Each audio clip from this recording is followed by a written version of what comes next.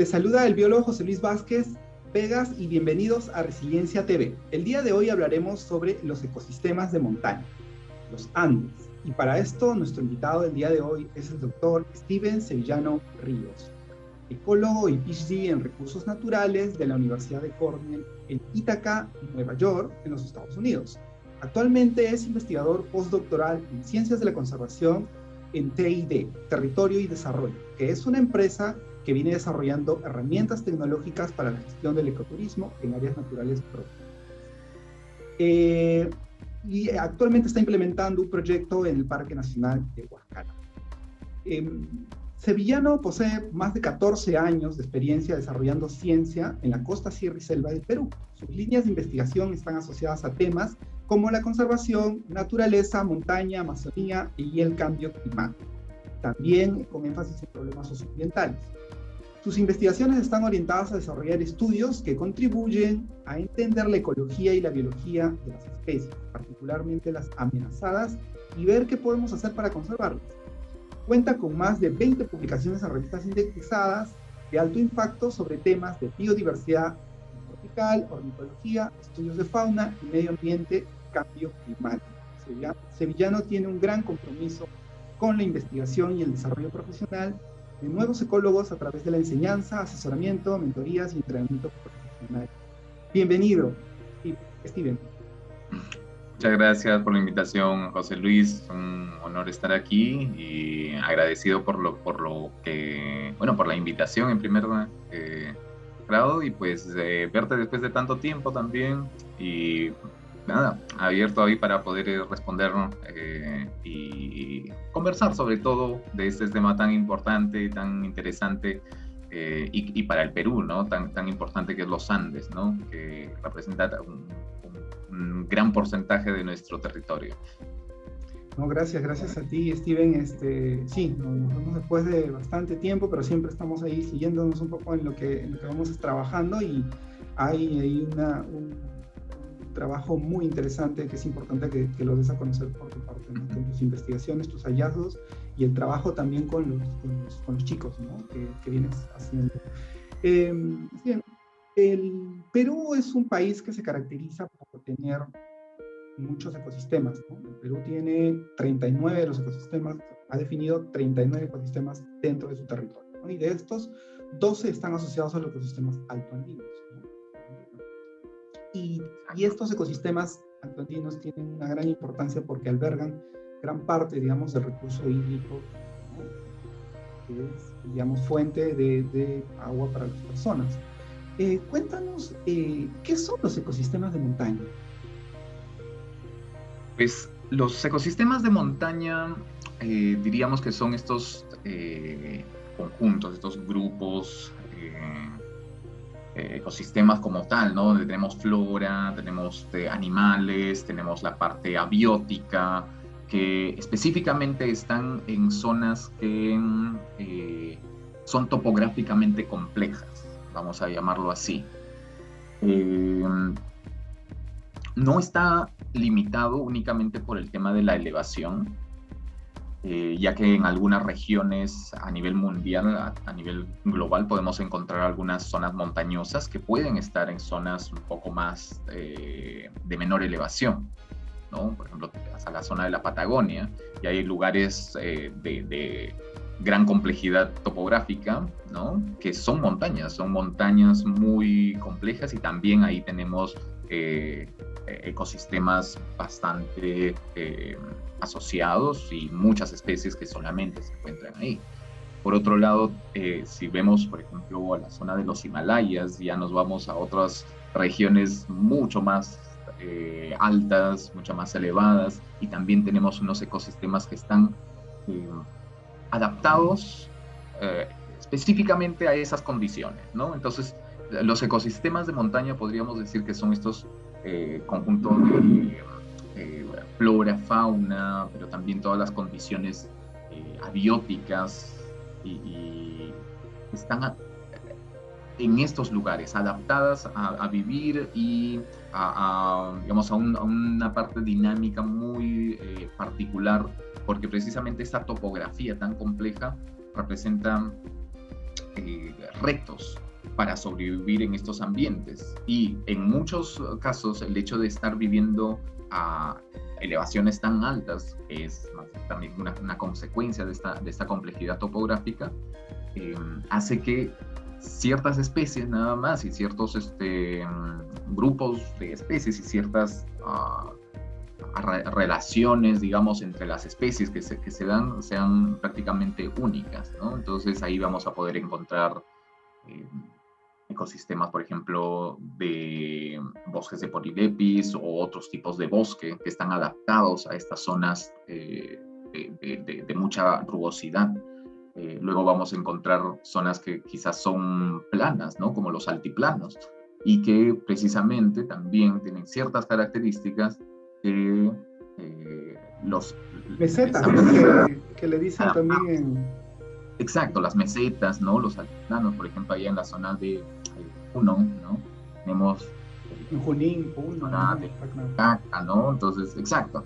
Entonces, son lugares y son ecosistemas que están perfectamente adaptados, que se han desarrollado y en realidad lo que estamos viendo ahora es el resultado, digamos, de muchos procesos, ¿no? Procesos evolutivos, procesos geológicos, de miles y millones de años que con el tiempo han permitido de que precisamente se haya generado unos sistemas muy complejos, ¿no? Y esto es a nivel mundial, ¿no? Entonces hay muchos sistemas o sistemas de montaña, y en cada uno de estos sistemas de montaña vamos a poder encontrar un gran número de ecosistemas, ¿no? Y en los Andes, por ejemplo, vamos a encontrar algunos ecosistemas que son propios de aquí, ¿no? Que no existen en ningún otro tipo de ecosistemas o de sistemas de montaña en el mundo, ¿no? Y que solamente están en los Andes. Entonces, eso es muy, muy, muy interesante porque, y por otro lado, en algunas, digamos, también podríamos encontrar algunas similitudes, ¿no? A mí me pareció muy interesante, por ejemplo, cuando hice un pequeño viaje ahí al Kilimanjaro, a la zona de África, y era increíble, estás en otro continente y habían similitudes en algunas plantas, algunos ecosistemas, ¿no? Por lo que en biología llamamos la convergencia evolutiva, ¿no? Convergencia evolutiva. Lucían similares, ¿no? Entonces, pero estás en otro sitio completamente distinta, ¿no? Entonces, muy interesante porque eso nos indica que también podemos aprender de lo que de repente se ha hecho en otro lugar, en otro ambiente de montaña, y ver cómo es aquí, ¿no? Cómo es en estas zonas, en los Andes, ¿no? Sí, sí. Wow, es genial un poco los ejemplos que nos pones y sobre todo esa mirada que tienes de los ecosistemas. En principio, que no es solamente un tipo de ecosistemas, que hay varios, ¿no? Varias diversidad, digamos, podríamos hablar de una diversidad, ¿no? El Perú tiene ecosistemas alpinos 12, ¿no? En toda esta diversidad de los 39 tipos. Y como tú has hablado, has comentado, hay un término interesante de un sistema de ecosistemas de montaña, en el cual, ya lo has comentado también, el hombre está presente, porque tiene el hombre es parte de esos ecosistemas de montaña, y lo has dicho, tiene que pasar por es difícil un ecosistema de montaña y tiene que adaptarse, y el hombre tradicionalmente está muy, muy bien adaptado a esos ecosistemas, tanto así que tenemos mucha evidencia de coexistencia y de un manejo de esa incertidumbre, porque son situaciones complicadas, ¿no? Eso lo vas a ver en todos lados, y eso es una relación muy fuerte entre las personas, ¿no? Que hacen el manejo de los recursos naturales y el territorio, con todo ese respeto, ¿no? A la naturaleza. Exacto. Eso creo que también lo vas a ver en varios países. Sí. Exacto. Y vemos, por ejemplo, que hay tanto el tema de adaptación, ¿no? Por distintas especies, y ahora que mencionas a al hombre, al ser humano, tenemos esta asociación tan fuerte también, ¿no? Y no solamente en la parte, digamos, fisiológica de la adaptación a los lugares de montaña que podrían ser, digamos, en general, ¿no? Nosotros cada vez que aumentamos en elevación, ganamos elevación, hay menos presión de oxígeno y por lo tanto eso también significa un reto fisiológico, ¿no? Para poder respirar, ¿no? Cumplir todas las funciones biológicas de repente, y no solamente para nosotros, sino para otras especies. Pero también el hecho de que los Andes como tal han sido un centro, ¿cómo lo llamaría? Como de endemismo, tanto biológico, pero también sociocultural, ¿no? Ahí es donde tenemos muchas de estas, las primeras civilizaciones. Aquí en Perú, por ejemplo, si es que tú has visitado la zona de Callejón de Huaylas, incluso los que nos han o lo han visitado, llegando cerca a Yungay, ahí por ejemplo al frente en la Cordillera Negra tenemos la Cueva de Guitarreros, ¿no? Entonces esa Cueva de Guitarreros es probablemente una de las zonas donde se tiene un registro más antiguo de la ocupación humana, ¿no? Si no estoy mal, está como entre calculado en unos 10.000 años antes de Cristo, ¿no? Entonces, es bastante antigua y ya de por sí sabemos que en la zona andina también es donde se empezó a dar este hecho de que algunas culturas o algunas poblaciones empezaron a ser sedentarias, ¿no? Entonces, y culturas como la Chavín, han nacido y se han dado, y hasta ahora podemos ir a ver, por ejemplo, a Chavín de Huántar y tenemos las evidencias de la infraestructura, del desarrollo cultural y todo lo que sucedió, digamos, a lo largo de los Andes, ¿no? Y podemos pasar así hablando acerca de cómo los incas u otras culturas, o Wari, etcétera, fueron como que transformando, pero también adaptándose y conociendo su ambiente. Entonces los Andes como tal ha sido este centro de formación biocultural donde básicamente las personas, el ser humano también se ha adaptado a vivir en este ambiente, ¿no? Entonces sí, es muy importante. Es muy interesante como lo señalas, y creo que, bueno, ya un poco te avanzaste a que tú también. ¿Cómo crees que es esta relación del hombre con la montaña, los ecosistemas, en términos, o sea, lo que has podido ver en campo, ¿no? O sea, por ejemplo, claro, a veces los biólogos, ¿no? Tenemos mucho, un poco, ¿no? El sesgo siempre de estar identificando las plantas, las especies, y a veces, pero cuando vas al campo ves una relación muy fuerte de la gente con los ecosistemas, y es como si fuese un solo sistema. Por eso no podemos hablar del ambiente y de la sociedad separada, es un solo sistema. Uh-huh. Entonces, ¿cómo has podido ver esa relación de la montaña y el hombre?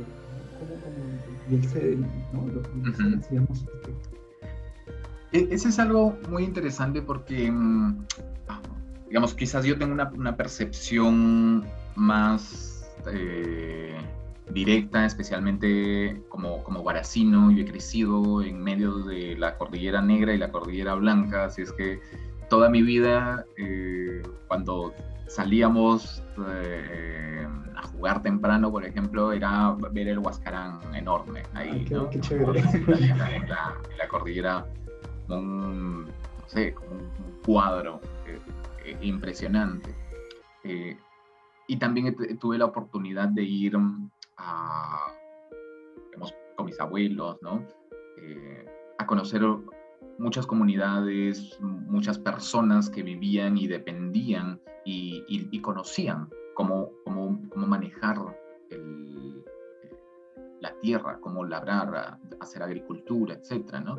Entonces, lo que yo he podido ver durante prácticamente toda mi vida es que realmente sí existe un una gran conexión, ¿no? En esto lo que ahora se llama los sistemas como socioecosistemas, ¿no? La parte social y la parte de los ecosistemas están conectadas y como mencionabas, no puedes sacar, no puedes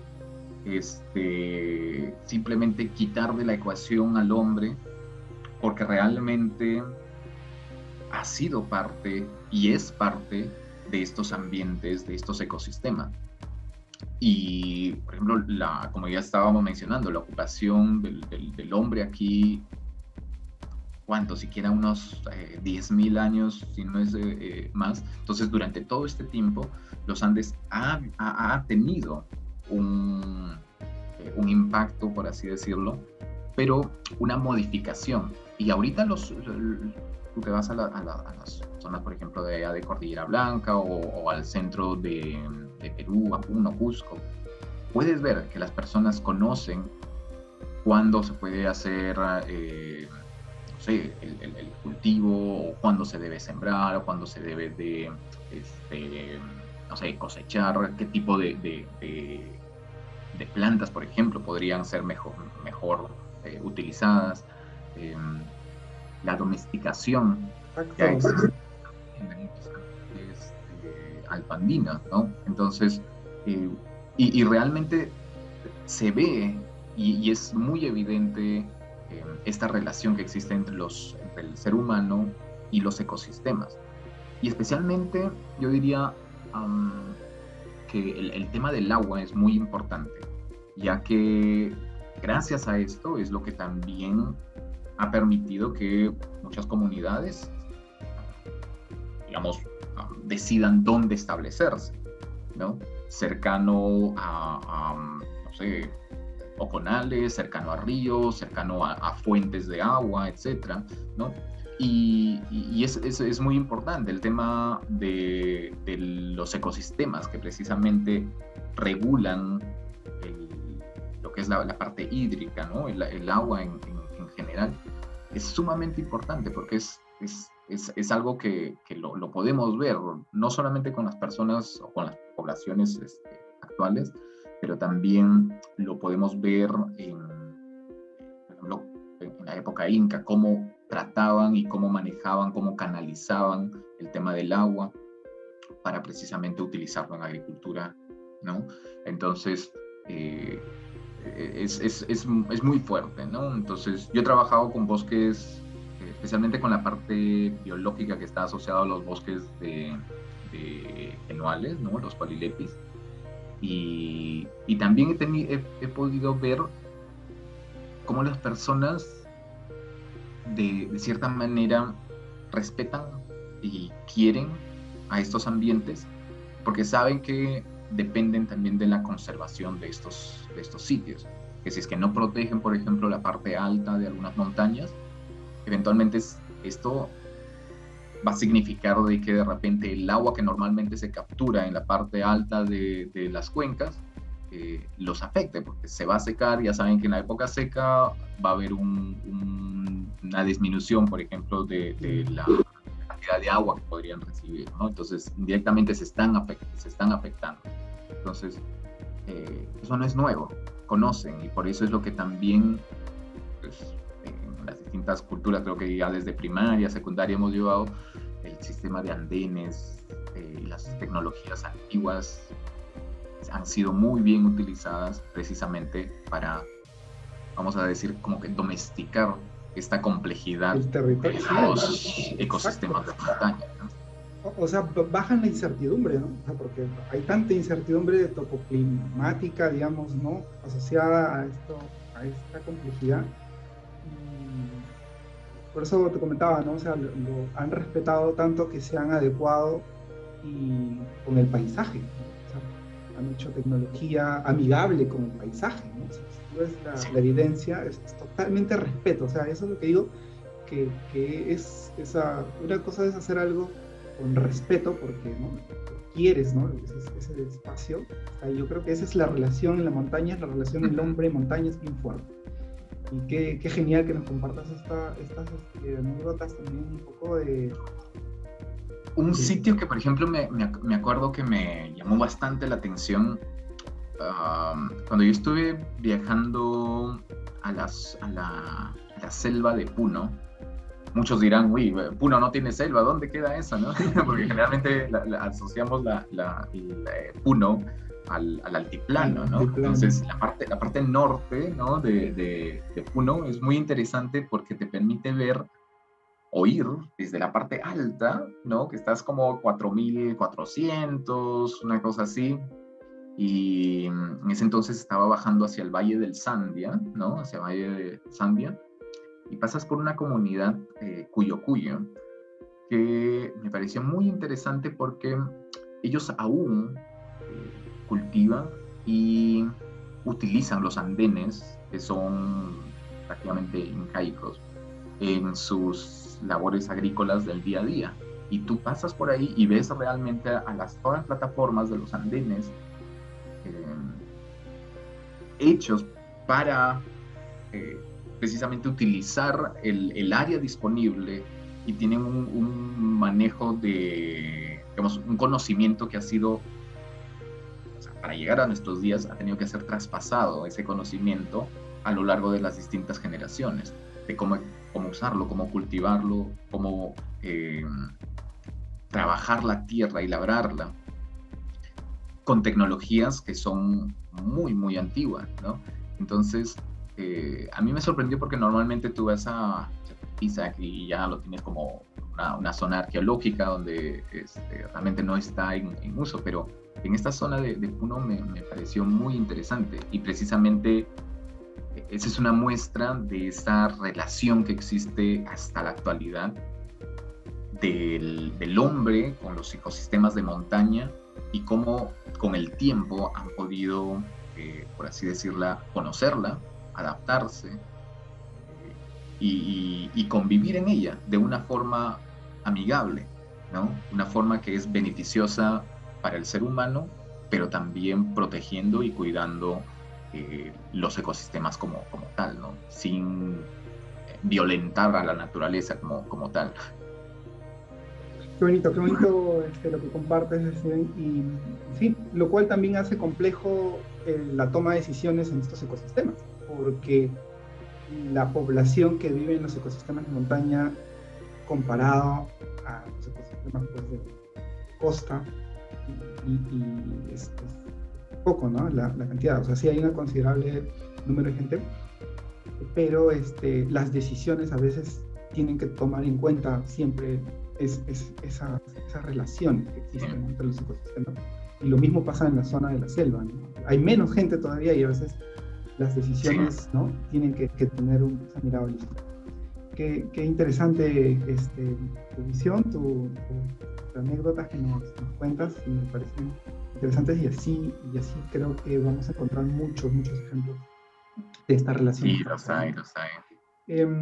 Steven, bueno, parte un poco también del trabajo que tú haces, como comentabas, ¿no? Has estudiado bastante un poco algunos ecosistemas, en este caso, pues el ecosistema relicto, ¿no? Como los queñuales, ¿no? Tú eres de la zona, digamos, de Huaraz, o también fauna, ¿no? En términos, digamos, de... Y has podido de repente ver de cerca un poco esta relación, ¿no? Que existe entre la fauna, los servicios ecosistémicos.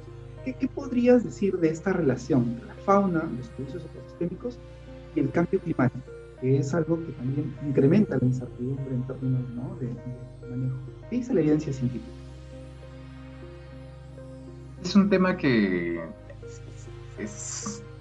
continúa en desarrollo, ¿no? Continuamos comprendiendo, entendiendo, y como bien lo dices, básicamente la maestría, por ejemplo, y el doctorado lo desarrollé allá en Cordillera Blanca, tratando de entender de qué manera las aves que están asociadas a los bosques de queñuales están siendo perjudicadas o están siendo, digamos, ¿por qué están siendo vulnerables? Específicamente al tema del cambio climático, ¿no? Entonces, lo que nosotros hemos encontrado es que, en primer lugar, de repente repente para los que no nos están viendo, para explicar un poquito acerca de estos ecosistemas de los bosques de quenuales. Al inicio mencionaba que existen algunos ecosistemas que son endémicos a ciertos sistemas de montaña, ¿no? Los bosques de quenuales son un ejemplo claro de eso. Solamente se encuentran en los Andes. Son un ecosistema, es un tipo de bosque que solamente ocurre en la zona andina, básicamente desde Venezuela hasta Argentina, la zona de Córdoba. Y por todos estos procesos evolutivos que antes mencionaba, de la complejidad topográfica, han habido ciertos lugares a lo largo de los Andes que parecen haber estado más estables en el tiempo y como tal siempre han mantenido unas extensiones suficientes de bosques que se han ido como que extendiendo y contrayendo en respuesta a la variación climática que ha habido durante miles de años, ¿no? Entonces, dado que estos centros han provisto las condiciones como tal, ¿no? Suficiente bosque, etc., han habido algunos grupos de especies, de aves especialmente, que ya no han sentido la necesidad de irse más allá, porque irse más allá significaba básicamente la extinción, o morirse, o exponerse a ambientes no tan agradables para ellos, o no tan buenos, ¿no? Entonces, poblacionalmente hablando, aquellos que se iban más allá morían, ¿no? Entonces, eso ha permitido que en algunas zonas, por ejemplo, Cordillera Blanca, quizás la parte central de Perú, también Cusco, digamos, todas esas zonas que están ahí por la cordillera del Vilcabamba, por el río, por el Valle Sagrado, por ejemplo, parece que son zonas que por mucho tiempo han sido muy estables, y hay muchas especies de aves que están especialmente restringidas ahí y que son endémicas, ¿no? Y que no existen en otros lugares, ¿no? Y lo que hemos visto es que dicen que las aves están muy adaptadas a este ambiente fragmentado, es naturalmente fragmentado, pero lo que ahorita les está, digamos, perjudicando es el hecho que por acción humana parece que estos bosques se han hiperfragmentado, ¿no? Y lo que está causando es una pérdida del total de bosque que existe en los valles, ¿no? Entonces, lo que hemos encontrado es que parece que las especies de aves como tal parecen estar adaptadas, por así decirlo, al nivel de fragmentación, se pueden movilizar entre los distintos bosquecitos que se encuentran.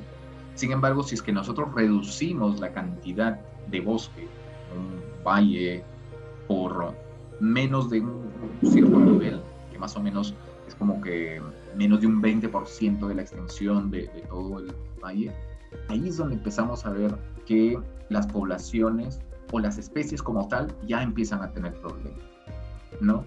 Entonces, y por otro lado, lo que vemos es que hay algunos bosques que son pequeños, que como tal están tratando de capturar, y son pequeños en extensión, pero cuando tú los visitas son enormes, árboles enormes, ¿no? Entonces, hasta cierto nivel parece que están cumpliendo sus roles ecosistémicos, por ejemplo, de captura de agua. Pero de igual manera, si es que estos se reducen ya mucho, pues la captura de agua que se tiene por estos ecosistemas también se reduce, ¿no? Afectando, pues, especialmente a aquellas poblaciones que viven en las zonas más, digamos, de menor elevación. Entonces,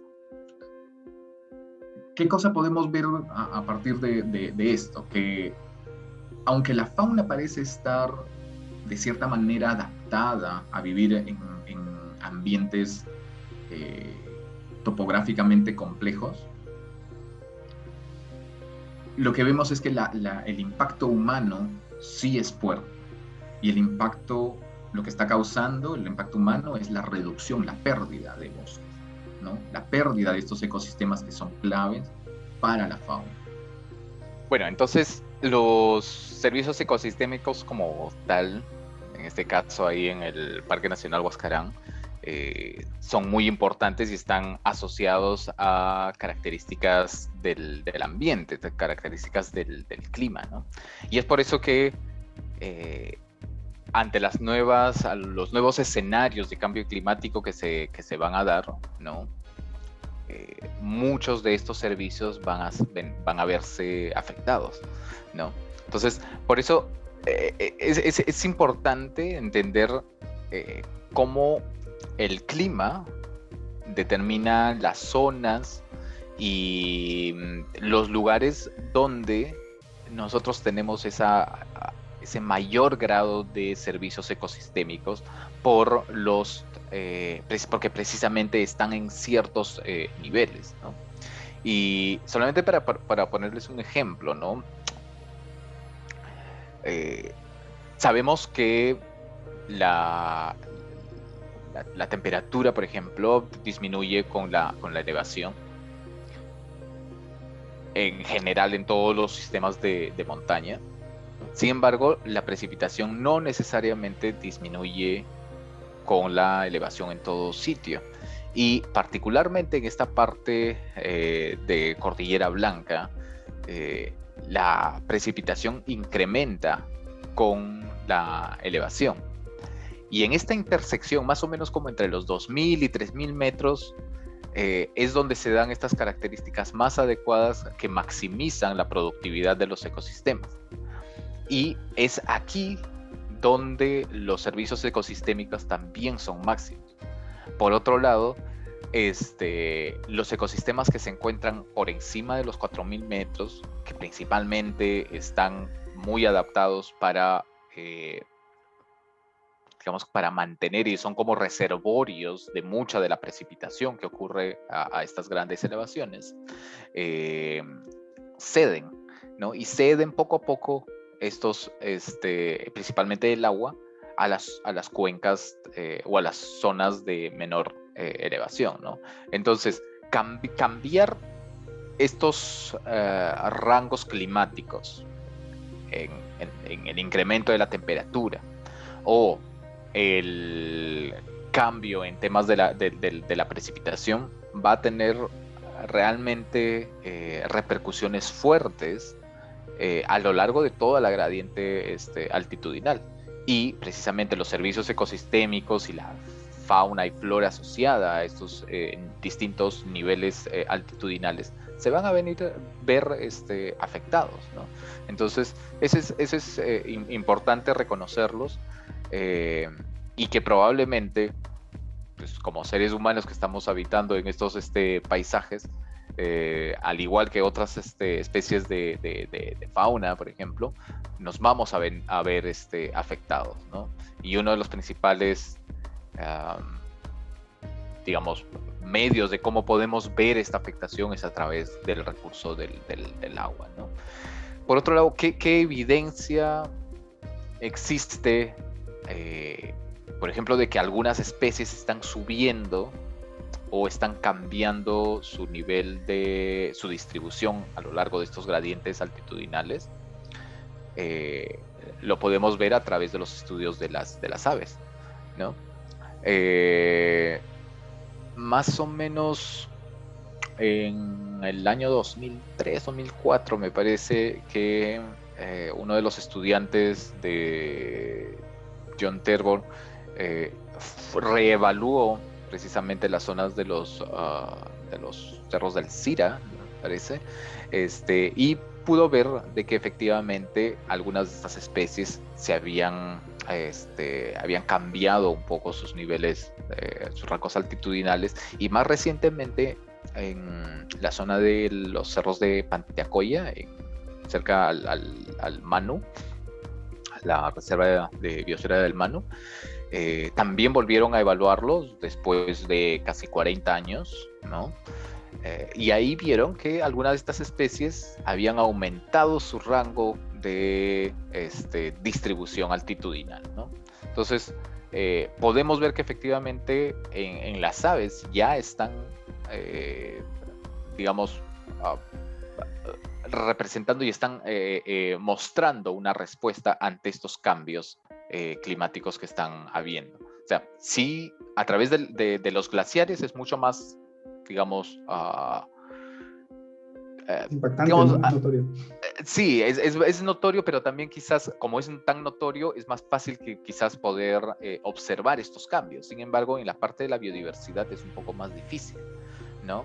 Porque realmente tienes que ver los cambios que han habido en la distribución de algunas especies, etcétera, ¿no? Entonces, por otro lado, lo que está ocurriendo es que como algunas especies básicamente pueden aumentar su rango de distribución, otras pueden simplemente mover todo su rango de distribución para zonas más arriba, y las que están más arriba, basados en eso, van a contraerse, ¿no? Algunas de estas especies van a verse digamos, más afectadas que otras, especialmente aquellas que viven en las cimas de las montañas, ¿no? Produciendo lo que son las extinciones en las cimas de las montañas. Así es que, y eso estamos viendo en distintos lugares, y ojalá que de repente esto se pueda evaluar en otros lugares, ¿no? La zona de Panteacoya en realidad no tiene tanta elevación, pero sería ideal poder hacer este tipo de investigaciones quizás en otros lugares donde el rango altitudinal es mucho más amplio, ¿no? En gradiente, ¿no? Sí. Creo que sí, y sobre todo tener puntos comparables, ¿no? Que eso también es importante, poder, digamos, tener evidencia. Muy interesante, Steven, esta evidencia que nos señalas y esta relación, ¿no? Que existe entre la fauna, los servicios ecosistémicos y el cambio climático. Así es. Y bueno, la otra cosa que podría decir es que hace 2 años aproximadamente, en el 2018, salió una serie de artículos en esta revista bastante prestigiosa, Nature, que habla específicamente de los recientes estudios que se han desarrollado en distintos sistemas de montaña en el mundo, ¿no? Y claramente muestran de que los sistemas de montaña como tal son uno de los ambientes más vulnerables a lo que es el impacto del cambio climático. Wow. Sí. Eso digamos, creo que es un talán, ¿no? a nuestro país, porque nosotros, gran parte de nuestro territorio es montañoso y sobre todo estos ecosistemas tienen un valor incalculable, ¿no? Sobre todo por la cantidad de servicios que están asociados a estos. Sí, efectivamente. Entonces, y bueno, lo que también es importante reconocer que los Andes como tal, ya que ahí en la zona del Perú tenemos como laboratorios, ¿no? O sea, son espacios idóneos para realizar investigaciones, y especialmente con el tema de cambio climático se presta. Tenemos los valles, los distintos sitios que son como réplicas espaciales, donde podemos probar hipótesis y probar nuevas ideas acerca de efectivamente qué cosa está delimitando los rangos de la distribución de las especies, pero también cuál podría ser el impacto o qué factores son los más importantes, ¿no? Entonces, algo que es también bastante importante reconocer es que, por ejemplo, si es que uno ve digamos, toda la distribución de los Andes, uno va a poder ver de que la zona de Colombia, la zona de Ecuador, la parte amazónica de los Andes, es mucho más verde, si es que lo ve, por ejemplo, a través de Google Earth, mientras que el resto de los Andes, principalmente la zona del Pacífico, ¿no? Del oeste de los Andes peruanos, en Bolivia, etcétera, más al sur también es casi color tierra. Y esto es principalmente porque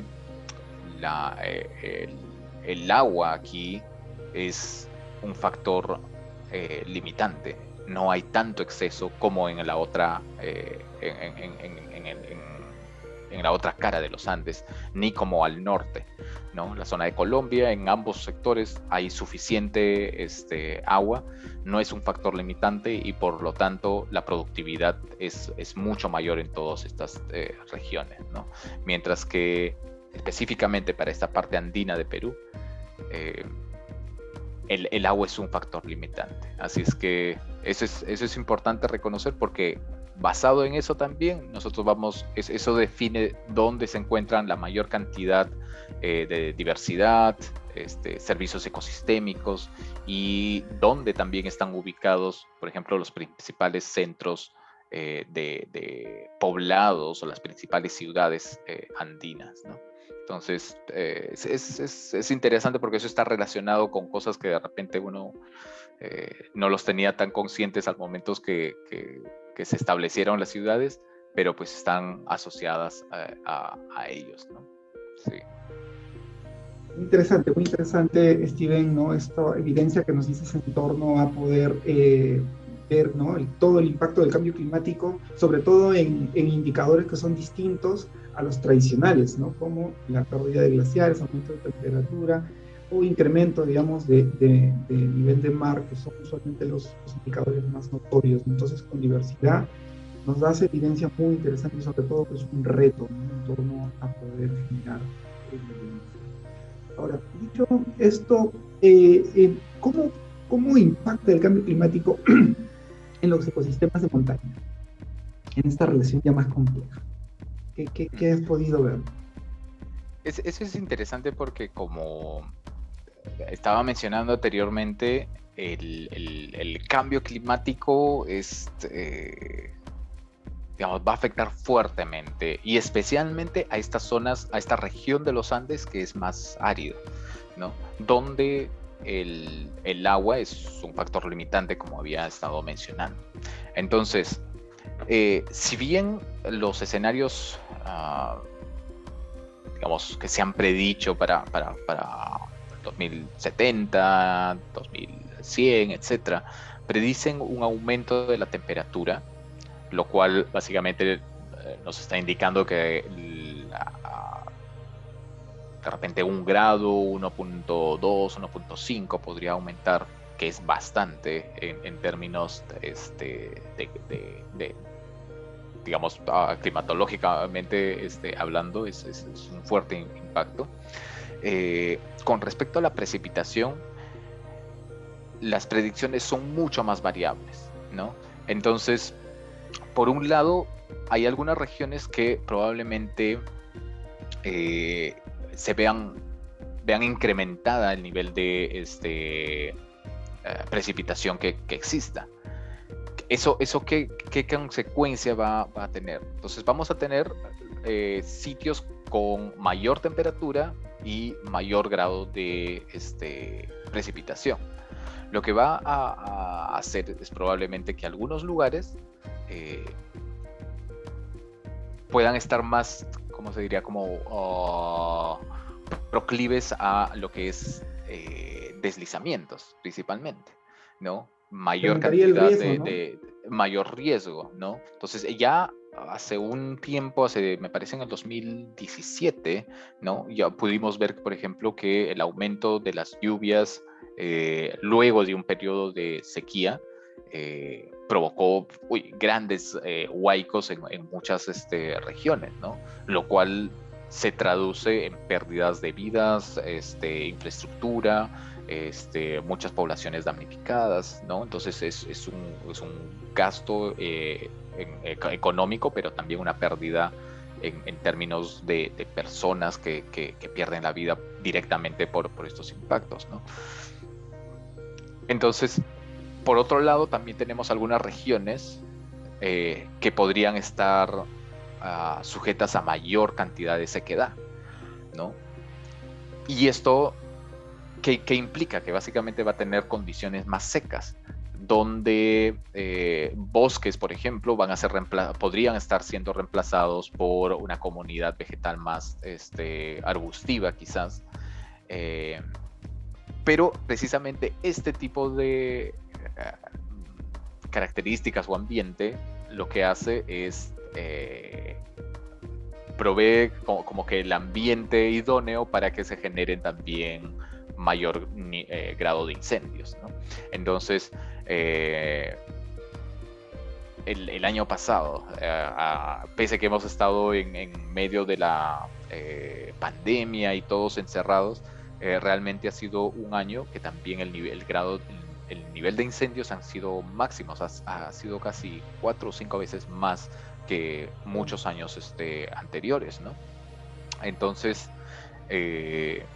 si es que cambiamos el tema de, digamos, los patrones de precipitación en cuanto a mayor o menor de lo que ahorita tenemos, definitivamente vamos a tener en cualquiera de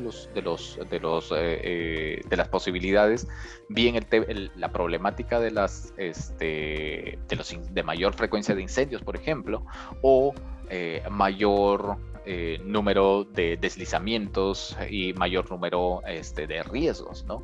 Entonces, ya de por sí eso es un gran impacto que podría tener el cambio climático en muchos ecosistemas de montaña. Por el otro lado, tenemos ecosistemas que actualmente están conservando y están manteniendo y son reservorios de agua. Ante mayor nivel de sequedad, pues finalmente van a terminar por no ceder y no cumplir ese rol o ese servicio que actualmente nos brindan, especialmente a las zonas de los valles interandinos, ¿no? Proveyendo, por ejemplo, el agua durante las épocas de cultivo o especialmente durante la época seca, donde el agua escasea en estas regiones, ¿no? Entonces, ahí directamente hay unos fuertes impactos.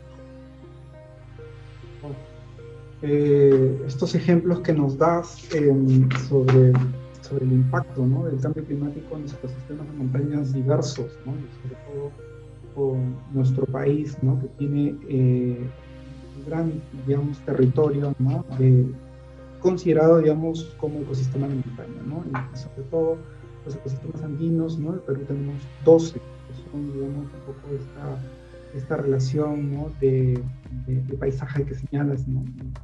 Sobre todo el impacto se vería en todo ello, ¿no? Esto que señalas también de proceso sucesional que se haría, ¿no?, en torno a poder, digamos, hacer bosques convertirse en ciertos matorrales o, digamos, comunidades menos, digamos, en términos de madurez, ¿no?, importantes, pero, digamos, en parte, digamos, eso es parte un poco del impacto que se tiene. Y cuéntanos un poco de cuál es la relación, ¿no?, en esta relación, ¿no?, que estamos conversando, ¿cuál es la relación del ecosistema de montaña con el agua, ¿no? Has comentado bastante un poco de esto, pero ¿cuál sería esta relación? ¿Cómo lo verías? Bueno, como acababa de decir, para la zona del oeste de los Andes es muy importante.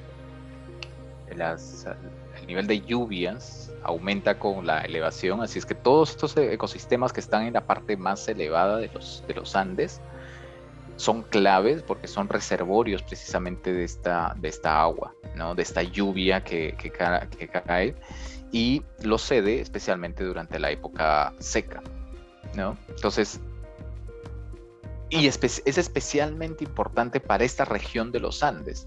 Quizás en las zonas de Ecuador, Colombia, al tener una mayor nivel de precipitación en general a través de todo el año, el agua no es un elemento limitante como tal, y por lo tanto, para las poblaciones que están ahí, digamos, muchos de los ecosistemas, etcétera, el clima, brinda la cantidad de agua necesaria. En nuestro caso, nosotros estamos en un terreno que es mucho más árido. Si claramente uno ve, por ejemplo, nuestra costa es un desierto, ¿no? O sea, nuestras ciudades están ahí muy cercanas a los ríos, y es gracias a eso que simplemente nosotros tenemos grandes urbes. En la parte andina, ¿no? La parte central, lo que vemos es que nuestras ciudades están limitadas principalmente por la topografía, ¿no? Pero están ubicadas más o menos las principales, las más grandes, como entre los 2.000 y 3.000 metros, precisamente donde estos niveles más adecuados de temperatura y precipitación se dan, ¿no? Entonces, y también de productividad primaria de los distintos ecosistemas, ¿no? Entonces, es interesante y es importante porque muchas de estas ciudades están recibiendo precisamente el agua de los ecosistemas que están en las partes de las cabeceras de las cuencas. Sin esos ecosistemas que están en la cabecera de las cuencas, o sea, muchos de estas ciudades realmente, probablemente no se habrían localizado en esos lugares, ¿no? Entonces, por ende, la conservación de los ecosistemas, ponte de los bosques de relictos de Polylepis y otras especies, los bofedales, las turberas, etcétera, los pastizales incluso que están arriba, son clave para la regulación hídrica, ¿no? Entonces, y por otro lado, si bien mucha de esta masa, digamos, mucho del agua está mantenida o conservada en forma de glaciar, lo que las investigaciones han mostrado es que ha habido un gran deterioro de los glaciares, ¿no? Se han perdido muchos de ellos, y todos ellos están simplemente como que pasando por encima de los ecosistemas, y están yendo directamente para el río abajo, ¿no? Entonces, ¿por qué? Porque muchos de los suelos de repente ya están saturados, y esta gran cantidad de agua que simplemente se libera pasa de frente. Entonces, si es que no tuviésemos los ecosistemas digamos, de bosques o los distintos ecosistemas de montaña o de comunidades vegetales que están ahí como que manteniéndolos, especialmente durante la época seca, mucha de esta agua simplemente se perdería aún más, ¿no? Claro, lo cual lo hace mucho más importante, y sobre todo esta relación, como señalas, de ver la conectividad, ¿no? En torno del servicio que al final va a tener un impacto en la población de la costa, ¿no? Mucho de Sí. los sistemas, ¿no? En Lima, ¿no? Propiamente, y en Huaraz también pasa, ¿no? En Río Santa, ¿no? Asociado un poco a los sistemas, ¿no? De montaña que ustedes tienen ya en Huaraz, brindan de servicio ecosistémico o de agua a gran parte de la población de la ciudad de Huaraz. En Lima pasa lo mismo con esta relación que existe entre las cuencas asociadas al río Rímac, ¿no? Al río Chillón, al río, digamos, Lurín. Y todo ese servicio en torno a poder, digamos, brindar servicio a más de 9 millones de personas. Entonces, eso creo que es muy importante señalarlo, porque muchos de los jóvenes, sobre todo, desconocen a veces un poco de dónde viene el agua, ¿no? Y de esta relación. Entonces, eso nos genera mucho más. Exacto. Exactamente.